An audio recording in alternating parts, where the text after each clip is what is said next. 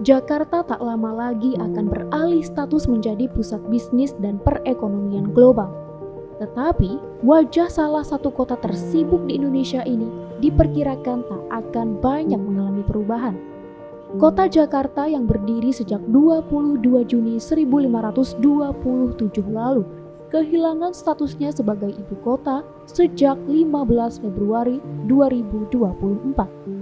Seiring pelaksanaan UU Nomor 3 Tahun 2022 tentang Ibu Kota Negara (IKN), gelar Daerah Khusus Ibu Kota (DKI) Jakarta berganti menjadi Daerah Khusus Jakarta (DKJ). Jakarta digadang-gadang bakal menjadi pusat bisnis dan perekonomian dunia. Anggota DPRD DKI Jakarta fraksi PKS, Muhammad Taufik Zulkifli menggambarkan, sebagai pusat bisnis global, Jakarta akan menjadi daerah yang setara dengan kota-kota maju di dunia. Secara ekonomi, Jakarta akan menjadi tempat alternatif untuk konferensi atau tempat pertemuan bagi forum-forum dunia. Jadi, Jakarta harus bisa menyediakan fasilitas, misalnya ruangan pertemuan, kemudian transportasinya, konsumsi atau makanannya, dan juga keamanannya untuk berkonferensi di Jakarta, ujarnya kepada Forum Keadilan, Kamis 7 Maret 2024. Taufik membayangkan betapa bagusnya apabila Jakarta bisa dipilih menjadi kantor-kantor cabang dari institusi atau perusahaan-perusahaan global. Tetapi tentunya perizinannya harus dipermudah. Kemudian masyarakatnya harus lebih bisa melayani seperti warga Bali. Kalau saya lihat warga Bali sudah seperti itu. Mereka bisa melayani wisatawan, dan yang paling besar pemasukan Bali itu kan dari wisatawan, katanya. Dari sini, lanjut Taufik, akan banyak orang datang ke Jakarta dan akhirnya bisa membenahi kembali tempat-tempat pariwisatanya. Misalnya Pulau Seribu, kalau ditata dengan baik, bisa dia menyanyi Maldives atau Maladewa, ungkapnya. Namun Taufik juga menekankan, untuk mewujudkan hal itu, akses ke Jakarta harus dipermudah. Untuk itu, penggunaan transportasi publik di Jakarta diperbanyak, dipermudah, dan dipernyaman. Kemudian, tren dari kota-kota modern di seluruh dunia adalah ramah lingkungan. Jadi, kata Taufik, Jakarta harus mengurangi polusi kendaraan dan melakukan penghijauan. Polusi di Jakarta ini 80% bersumber dari sumber bergerak, yaitu kendaraan bermotor. Jadi, kendaraan yang menggunakan bahan bakar minyak atau BBM harus diganti dengan listrik. Untuk sekarang masih mahal, maka nanti dicari cara untuk berpindah dari BBM ke listrik, ungkapnya. Politisi PKS ini mengklaim pembenahan masalah transportasi di Jakarta ini sebenarnya sudah dimulai di zaman Gubernur Anies Baswedan. Sebenarnya, di zaman Gubernur Anies Baswedan sudah seperti itu. Bagaimana Transjakarta dengan Jaklingko, LRT dan MRT berintegrasi, bahkan dengan jalur sepeda. Itu adalah ciri kota modern yang bisa menjadi kota global, tuturnya.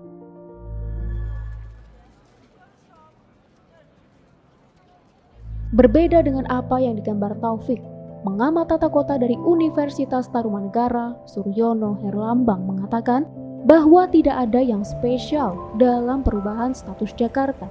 Meski akan menjadi pusat bisnis global, wajah tata kota Jakarta tidak akan berubah secara signifikan. Suryono menjelaskan, sejauh ini pembangunan Jakarta memang mengarah ke kota global. Ia juga mengaku bahwa transportasi di Jakarta sudah membaik. Namun, Jakarta punya segudang masalah, mulai dari kemacetan, pemukiman kumuh, dan sungai yang kotor. Berpindahnya ibu kota dari Jakarta menurut Suryono tidak begitu saja menghilangkan persoalan tersebut.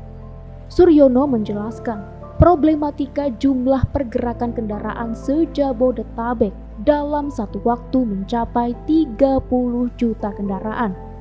Jika pusat pemerintahan dipindahkan ke IKN, maka volume kendaraan paling hanya akan berkurang 1 hingga 2 juta saja. Kemacetan tidak akan terlalu berpengaruh dalam jangka pendek.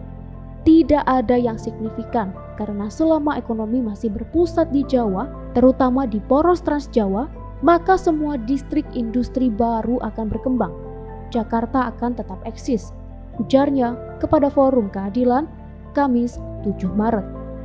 Lalu, untuk pemukiman kumuh, menurut Suryono akan tetap memiliki sudut sendiri. Sebab, Pusat Ekonomi Global atau Central Business District (CBD) di Jakarta tentunya tidak akan meletakkan kakinya di pemukiman. Mengenai CBD, bukan di jalan yang ada kampungnya, karena biasanya mereka akan mengisolasi dirinya terkait dengan keamanan, imbuhnya. Soal kotornya sungai di Jakarta, menurut Suryono tetap harus dikerjakan dan diperbaiki oleh pemerintah selanjutnya. Ia sendiri berpandangan bahwa sungai yang kotor merupakan problem generik kota-kota di Indonesia. Paling yang sedikit berubah hanyalah kehidupan di Jakarta. Kata dia, kehidupan di Jakarta mungkin akan sedikit lebih soft karena pusat pemerintahan dipindahkan ke IKN. Kehidupan kotanya nanti mungkin akan lebih soft. Sudah tidak banyak demo karena kepentingan politiknya berkurang. Kan sudah dipindahkan ke IKN. DPR sudah nggak ada lagi di sini, paparnya.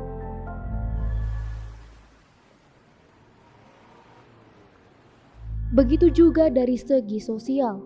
Sosiolog dari Universitas Nasional, UNAS Jakarta, Nia Elvina mengatakan, pemindahan ibu kota tidak terlalu banyak memberi perubahan dalam segi sosial. Ia mengatakan, persoalan-persoalan yang selama ini terjadi di Jakarta, seperti kemacetan, urbanisasi, dan tingginya tingkat kriminalitas akan tetap ada selama akar masalahnya tak diselesaikan. Saya kira untuk masalah klasik di Jakarta, dengan misalnya tidak menjadi ibu kota lagi, tidak akan berkurang jika permasalahan mendesaknya tidak dibenahi atau dikeluarkan kebijakan yang tepat, terangnya. Masalah klasik di Jakarta itu sudah berlangsung lama. Jakarta sendiri sudah berkali-kali berganti pemimpin, tetapi persoalan yang sama masih tetap ada. Apabila memang ingin memperbaikinya, kata Nia, pemerintah harus melakukan kajian secara mendalam.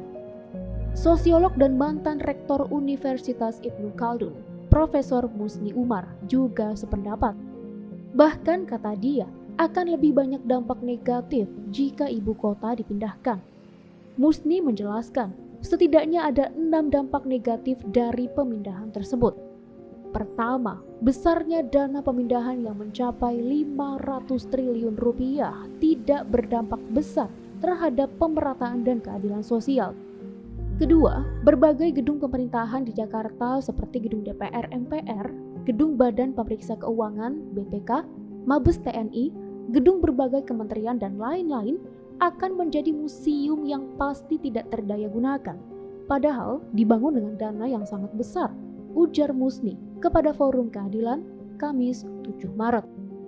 Seperti yang dikatakan Musni, memang kekosongan gedung-gedung pemerintahan nantinya akan menjadi persoalan tersendiri. Terkait hal ini, anggota DPRD DKI Jakarta, Taufik mengatakan akan ada di rancangan Undang-Undang RUU Daerah Khusus Jakarta terkait persoalan itu.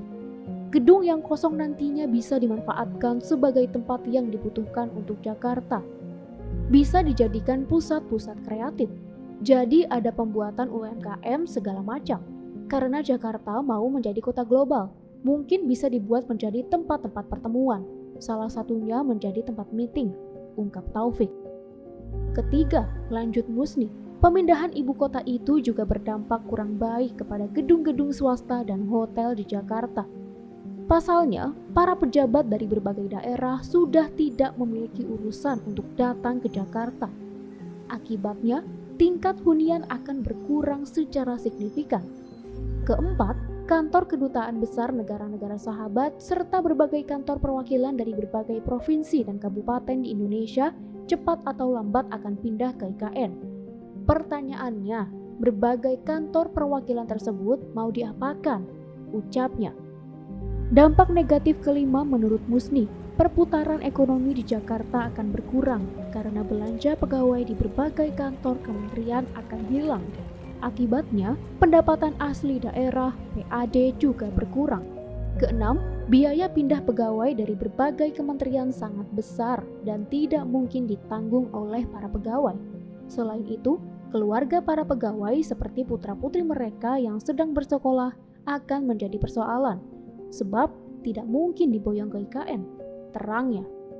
Musni menegaskan, memang perpindahan ibu kota tidak hanya memiliki dampak negatif, tetapi juga dampak positif.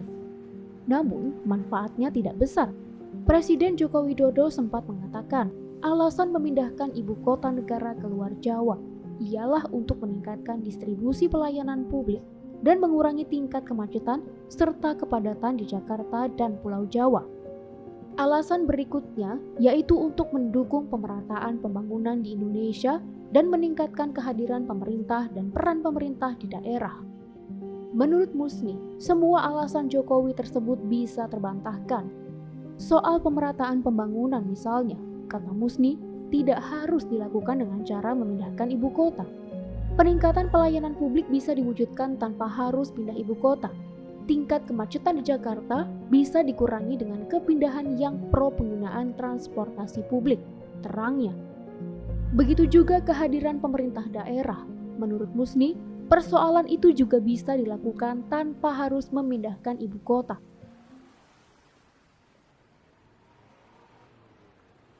Dari sisi ekonomi juga sama.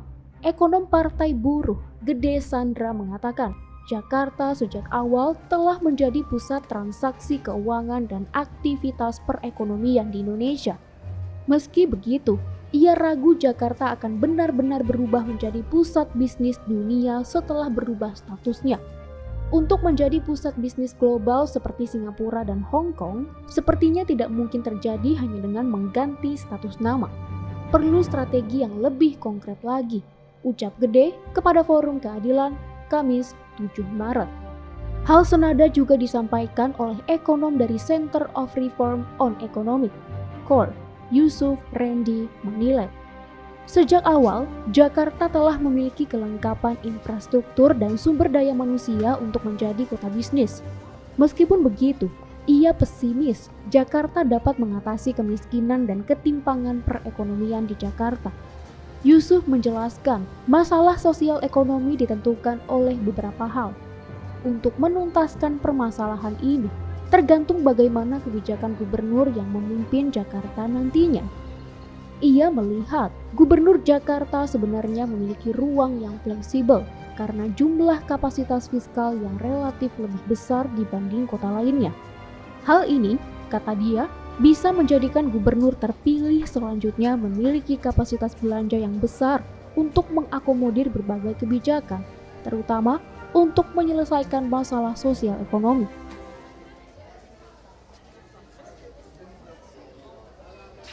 Pengamat politik Universitas Al-Azhar, Ujang Komarudin memandang, Jakarta akan tetap menjadi pusat ekonomi bagi masyarakat maupun pengusaha swasta meski tak lagi menyandang status ibu kota. Untuk itu, Jakarta akan tetap eksis dalam perpolitikan beberapa tahun ke depan. Dalam konteks itu, saya melihat bahwa Jakarta masih menjadi kota yang seksi, masih menjadi pusat politik dalam beberapa waktu ke depan. Karena ibu kota Nusantara itu hanya pusat pemerintahan saja yang di sana, sedangkan pusat ekonominya masih di sini, di Jakarta, ujarnya kepada Forum Keadilan Rabu 6 Maret. Tetapi, kata Ujang, tidak menutup kemungkinan bahwa ke depan jika seluruh elemen pemerintahan beserta penyiaran pemerintah dan partai politik pusat akan turut pindah ke IKN secara bertahap. Kalau misalnya gedung pemerintahan pindah, seperti gedung kementerian dan DPR RI, bisa jadi badan usaha milik negara, BUMN juga. Kedutaan-kedutaan besar juga nanti pindah. Itu yang mungkin secara bertahap. Kita juga tidak tahu kalau parpol pusat juga akan pindah atau tidak, imbuhnya.